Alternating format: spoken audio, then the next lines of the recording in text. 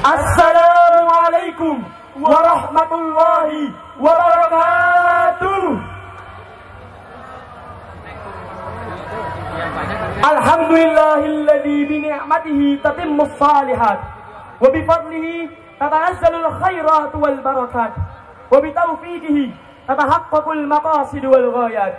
Asyhadu an la ilaha illallah wa asyhadu anna Muhammadan abduhu wa rasuluh. Allahumma salli wa sallim ala Muhammad wa ala alihi wa ashabihi wa man tabi'ahum bi ihsanin ila yaumiddin. Amma ba'd. Alhamdulillah, segala puji hanya milik Allah, Tuhan seluruh alam, yang menghidupkan dan mematikan, yang maha tahu dan maha adil. Hanya kepada Allah kita berharap dan hanya kepadanya kita bergantung.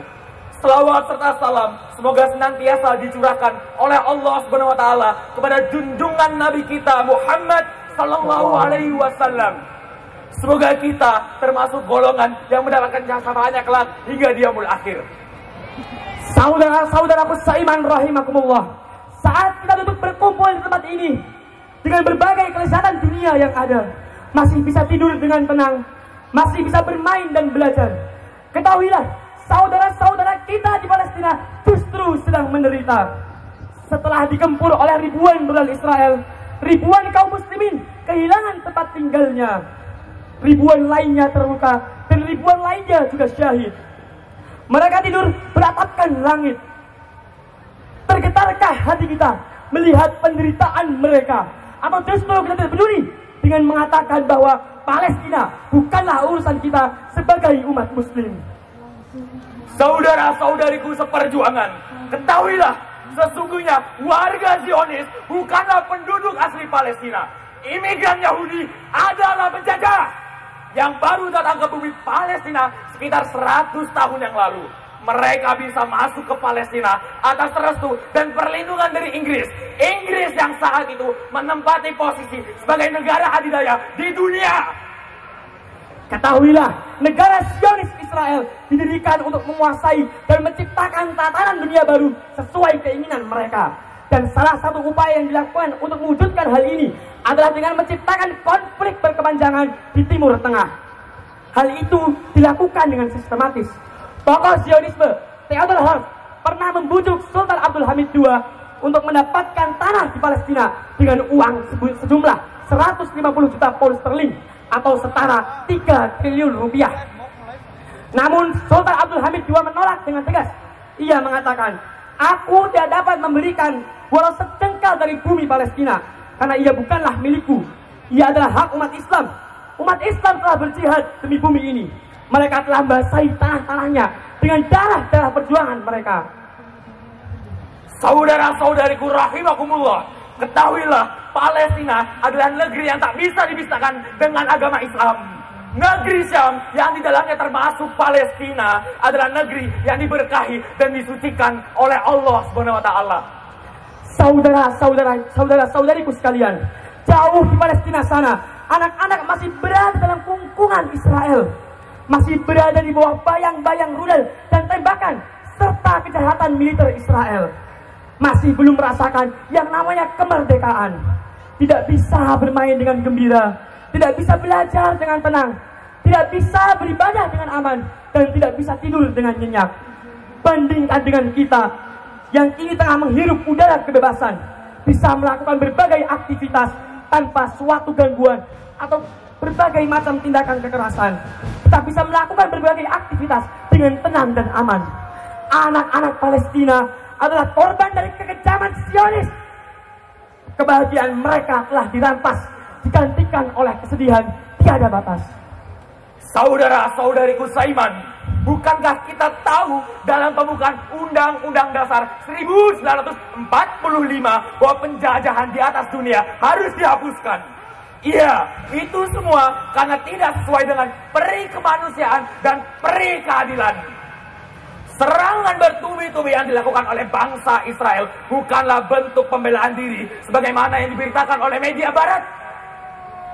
Serangan terhadap bangsa Palestina yang bertubi-tubi merupakan tindakan kejam dan tidak berperi kemanusiaan. Berbagai bangsa telah mengecam tindakan Israel atas Palestina.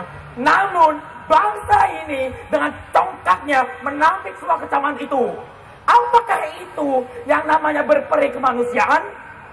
Saudara-saudariku seiman rahimakumullah, apakah kita akan diam saja atas semua kekejaman ini?